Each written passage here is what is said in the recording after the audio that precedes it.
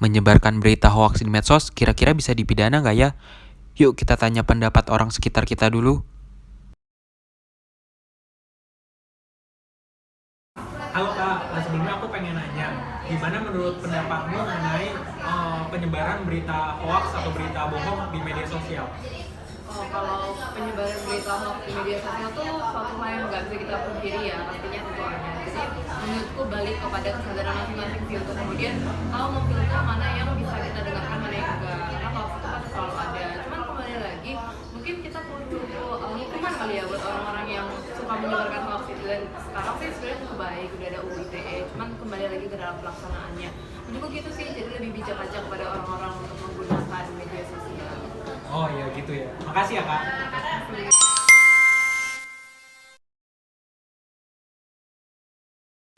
Sebelum kita membahas lebih lanjut, apa sih pengertian hoaks itu sendiri?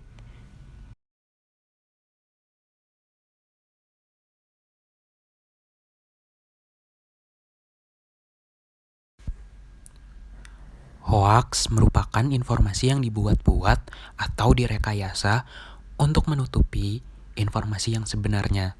Atau dengan kata lain, hoaks dapat diartikan sebagai upaya pemutarbalikan fakta menggunakan informasi yang seolah-olah meyakinkan akan tetapi tidak dapat diverifikasi kebenarannya atau dapat dikatakan berita bohong.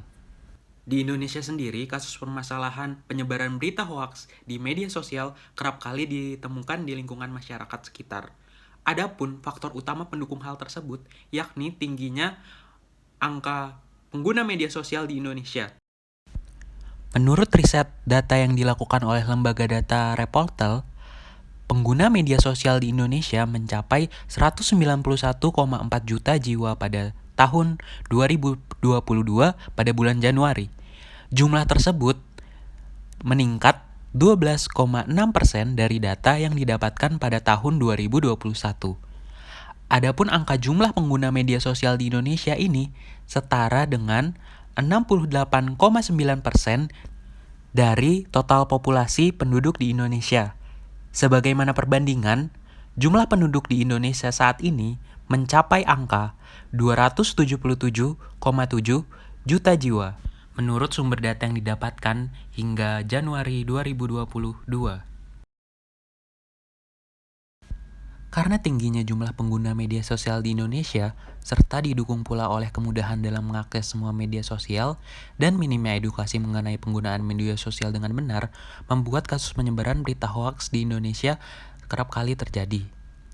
Hal tersebut dapat dibuktikan melalui tingginya kasus tindak pidana berita bohong atau hoaks yang dilansir oleh sumber data yang didapatkan EMP Robin Nopsal Bareskrim Polri. Dalam jangka waktu 3 tahun terakhir, terdapat tren peningkatan perkara yang cukup signifikan, mulai dari 33, 122, hingga 191 perkara. Padahal, apabila kita melihat melalui hukum positif di Indonesia, sebenarnya sudah mengakomodir mengenai ancaman pidana pelaku penyebaran hoaks di media sosial, sebagaimana telah diakomodir melalui ketentuan dalam Undang-Undang ITE pada pasal 28 ayat 1 untuk menindak pelaku penyebaran berita bohong, sebab bagi sebagian kalangan penyebaran berita hoaks dapat merugikan, meresahkan, dan memberikan efek negatif. Ancaman hukumannya pun tak main-main, mulai dari penjara paling lama selama 6 tahun hingga denda sebesar 1 miliar rupiah.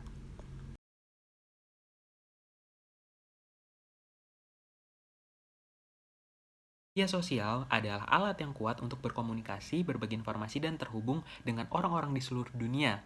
Namun, kita juga harus ingat bahwa dengan kekuatannya, media sosial juga dapat berdampak negatif dengan mudah menyebarluaskan berita hoaks dan informasi yang tidak akurat.